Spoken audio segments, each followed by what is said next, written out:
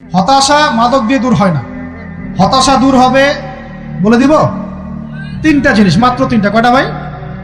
এক, 5 ওয়াক্ত নামাজ। এক কি? নামাজে আপনি অজু করে সেজদা দেন, ইনশাল্লাহ আপনার মনে প্রশান্তি না আসলে আমাকে এসে বলেন যে আসে না।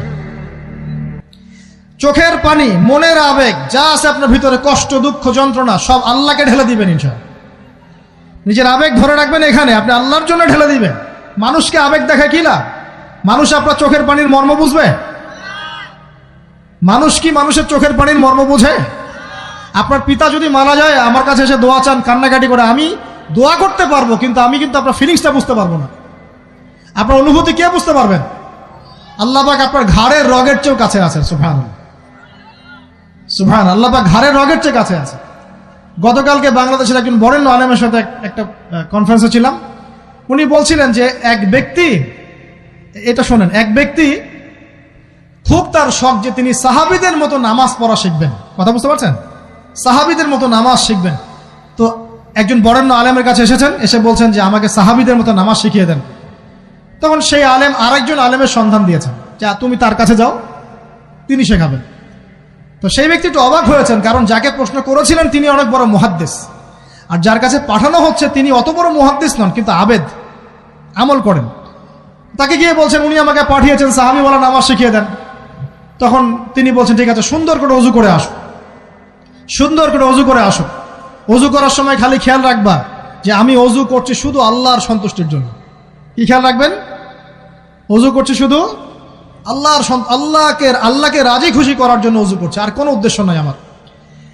অজু করতে যাচ্ছে, তিনি আবার বলছেন দাঁড়াও, শুধু আল্লাহকে রাজি খুশি করার জন্য অজু করো। আবার শুরু করছেন, আবার বলছেন শোনো, শুধু আল্লাহকে রাজি খুশি করার জন্য অজু করো। এভাবে বলতেই আছেন। নামাজে দাঁড়িয়েছেন, দাঁড়ানোর আগে বলছেন শোনো, শুধু আল্লাহকে রাজি খুশি করার জন্য নামাজ পড়ো। বলতেই আছেন, বলতেই আছেন। এক পর্যায়ে সে ব্যক্তি নামাজ শুরু করলো, নামাজে মনোযোগ এদিক ওদিকে যায়, আর তার মাথায় এটা আসে, এই শুধু আল্লাহকে রাজি খুশি করার জন্য আমাকে নামাজ পড়তে হবে, শুধু আল্লাহকে রাজি খুশি করার জন্য নামাজ পড়তে হবে। এই চিন্তা তার মনের মধ্যে ঘুরপাক খাচ্ছে, ঘুরপাক খাচ্ছে। এভাবে নামাজটা সে শেষ করেছে। শেষ করে চিন্তা করছে যে নামাজ তো পুরোপুরি মনোযোগ দিতে পারলাম না, বারবার মাথার মধ্যে এরকম চিন্তা আসছে, আল্লাহ আমাকে তুমি মাফ করে দাও, নামাজটা আমার মনে হলো না ঠিক মতো। তখন সে ফিরে এসে তার সে ওস্তাদকে বলছেন আমার তো নামাজ এরকম এরকম করে পড়লাম, কিন্তু শেষমেশ মনে হলো যে নামাজটা হয়তো কবুল হয় নাই, আল্লাহর কাছে খুব মাফ চাইলাম, আল্লাহ আমাকে মাফ করে দাও, নামাজটা মনে হলো না।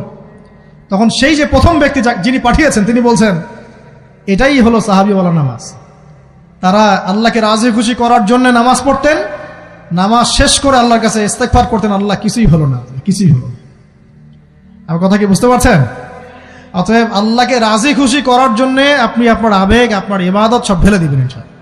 অন্য কারো কাছে কিছু পাওয়ার আশা করব। আমাকে আল্লাহ পাঠিয়েছেন দুনিয়াতে নামাজ পড়তে, রোজা রাখতে, দিনের প্রচার করতে, দিনের জ্ঞান অর্জন করতে, এই তো। তা আমি একজন মেয়ের জন্য জীবন নষ্ট করে দিব কেন? আমি তাহলে আল্লাহর কাছে কি মুখ দেখাবো, আর নবীর কাছে কি মুখ দেখাবো? ওখানে গিয়ে বলবো আল্লাহ আমি আমার অমুক প্রেমিকার জন্য আশেক হয়ে একদম জীবন দিয়ে দিয়েছি, আত্মহত্যা করেছি।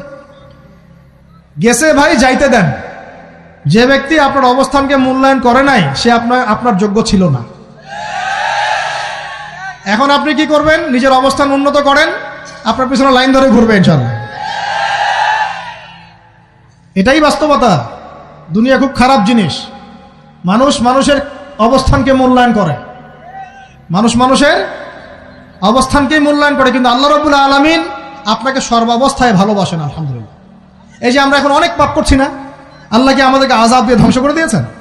আল্লাহ পাক এখনো আমাদেরকে ভালোবাসেন, রহম করেন, অপেক্ষায় আল্লাহ পাক অপেক্ষা করছেন কখন তওবা করবে, আমি তওবা কবুল করব। এই কখন আমার বান্দা খালি একবার বলে আস্তাগফিরুল্লাহ, আল্লাহ পাক সাথে সাথে মাফ করে দিবেন ইনশাআল্লাহ। আর সেই আল্লাহকে ভুলে আপনি কার পিছনে ছুটছেন? আমরা কিন্তু নিয়াত করতে পারি ভাই যে আমরা যারা ওয়াজ শুনলাম জীবনে কোনোদিন সিগারেটে হাত দিব না ইনশাআল্লাহ। রাজি আছি ভাই? অন্য বড় বড় জিনিস তো বহু দূরের কথা।